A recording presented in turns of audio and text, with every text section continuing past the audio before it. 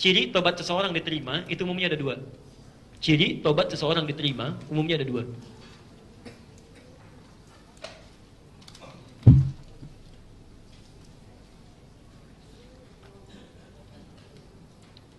Baik.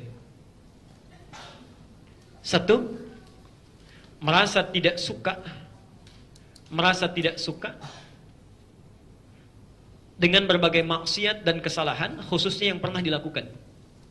Ya, dengan berbagai maksiat dan kesalahan, khususnya yang pernah dilakukan. Misal, ada seseorang pernah bergibah, dia bertobat dari gibah. Maka ciri tobatnya diterima. Setiap dia mendengar, melihat, menyaksikan sesuatu yang terkait dengan gibah, dia nggak akan suka. Begitu pulang ke rumah, misalnya pagi-pagi acara TV sudah gibah, dia nggak akan suka, dia akan pindahkan pada channel lain. Ya. Radio misalnya sudah berbicara tentang gibah, dia akan pindahkan pada yang lain. Melihat orang kumpul-kumpul, begitu bergabung, kok judulnya pengajian, tapi membicarakan orang lain, dia akan menghindar dari situ. Alhamdulillah, itu salah satunya. Bahkan sebagian orang lebih melakukan kebaikan. Wah, ini isinya televisi nggak baik semua nih, nggak bagus misalnya ya. Ada acara yang tidak bagus, mengajak pada keburukan, dia akan ganti, cari yang lebih bagus. Ya. Cari program yang lain, lebih banyak mendekatkan diri pada Allah. Kalau Anda bisa mencari yang baik, kenapa pilih yang jelek? Kenapa pilih yang jelek? Tinggalkan aja. Tinggalkan, selesaikan. Itu caranya. Ya. Di tanda yang pertama, dia tidak akan suka dengan maksiat, khususnya pada yang pernah dikerjakan. Kalau sudah nggak suka dengan aneka maksiat, itu sudah bagus. Ya. Misalnya, saya gosip sudah nggak suka. Ya, tapi kumpul-kumpul nggak apa-apa lah misalnya. Itu tidak tepat. Ya. Nah, dia akan merasakan yang lain tuh nggak enak semua. Bohong tidak nikmat, melihat orang jarang ke masjid sudah nggak enak, ya macam-macam. Itu tandanya ada kebaikan besar di situ. Ya. Yang kedua, ciri yang paling utama adalah ibadahnya, kebaikannya semakin meningkat. Semakin meningkat. Maka berbahagialah kalau Anda mendapati itu. Ya, semakin meningkat. Tadinya kumpul-kumpul, sekarang mau taklim, masya Allah. Ya. Orang lain liburan, ngambil waktu misalnya yang padat untuk macam-macam, pergi kemana-mana, dia mendekat kepada Allah. Itu ada kenikmatan luar biasa. Kenikmatan luar biasa. Ya.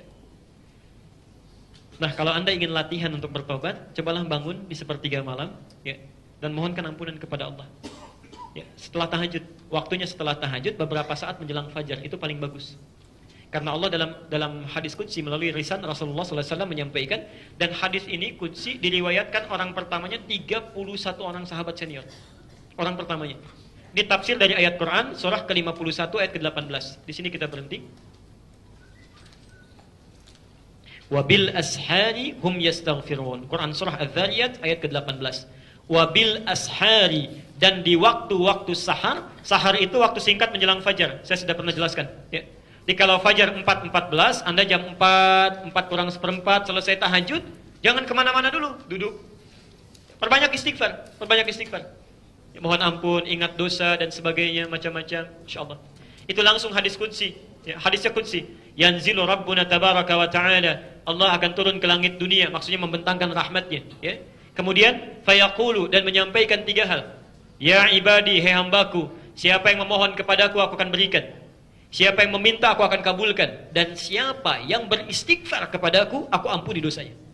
Aku ampuni dosanya. Karena itu mari kita biasakan, ya, hal-hal yang baik yang diajarkan oleh Rasulullah SAW untuk kita praktekkan dalam kehidupan kita.